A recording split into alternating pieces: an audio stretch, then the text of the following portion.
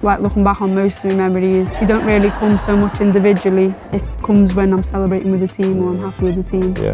The 90 minutes has gone and you just breathe. Yeah. And you can actually look back and think, oh, thank God, and then be positive about it.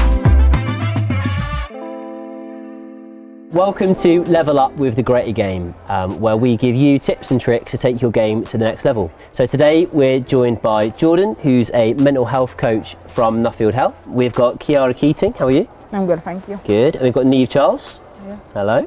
And we've got Grace Clinton, how are you? I'm good, thank you. Good. So today we're going to talk a little bit about positive affirmations and being positive to yourself on the pitch and also away from the pitch as well. So to start us off, we'll go for you, Grace, in terms of how important is a positive mindset to you? It is definitely important. Obviously, I'm not the best at it all the time. Beat yourself up sometimes, but I think personally, from my personal experience, whenever I am doing well, I've always got a positive mindset. Yeah, I think it's massive, and your mindset can make a huge difference on the pitch. Like the percentage that it makes up, I think, for your performance is massive. So committing that amount of time relative to how much it can impact your performance is really important. Well, how about being a goalkeeper? Is that even more important, do you think? Yeah, I think definitely. I think one mistake from us can change a game. So I think knowing that everyone's going to make mistakes and you got to think positive. There's 90 minutes of a game. I'm sure the whole 90 minutes you're going to do at least one thing well. So I think focusing on the positives is really important.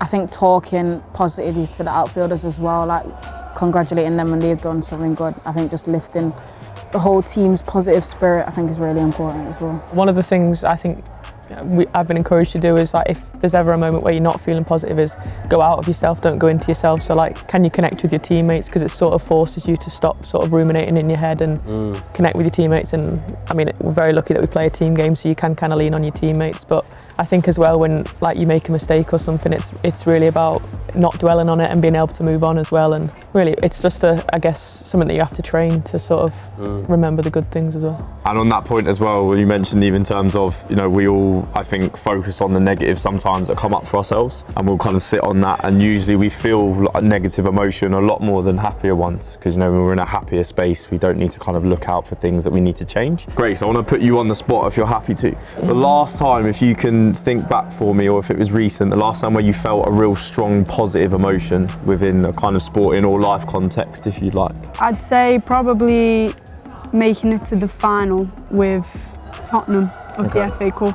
What was it about you making the final that gave you that massive sense of, you know, good positive emotion? For me, it was just how proud and happy I was with the team. Like, I'm happiest when I was celebrating with the team and we were all just buzzing with each other.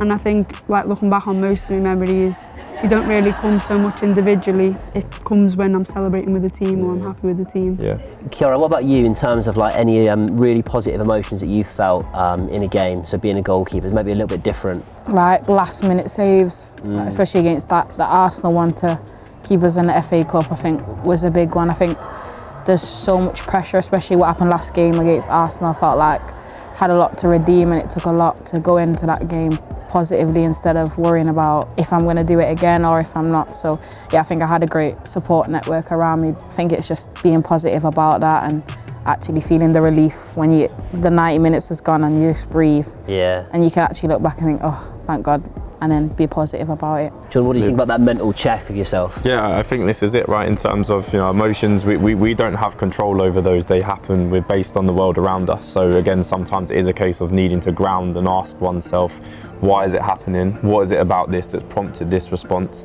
Because then we can almost remove that emotional response and give it kind of a bit of a numeric data, if that makes sense. We can start to decide, actually, I feel this way because of this, and we can then kind of move on from that rather than be kind of distressed as much from emotion that sometimes we don't understand why it's coming around. I find like I can think about it too much. So if I'm feeling really, really negative, trying to think my way out of it, not only am I feeling negative, but I'm getting angry at myself for not being able to think my way out of it.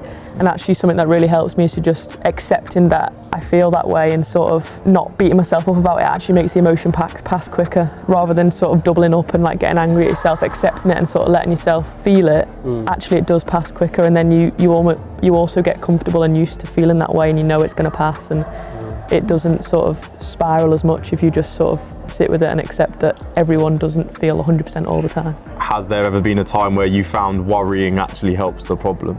Never. No. Never. So yeah, in terms, you know, we go through some of these mental cycles sometimes, where it's like negative thought processes or worry. Worry never helps a situation. It doesn't stop a future situation from happening. We don't know if that future situation we're worrying about is going to happen in the first place. It's okay to feel like this. There's a reason for it.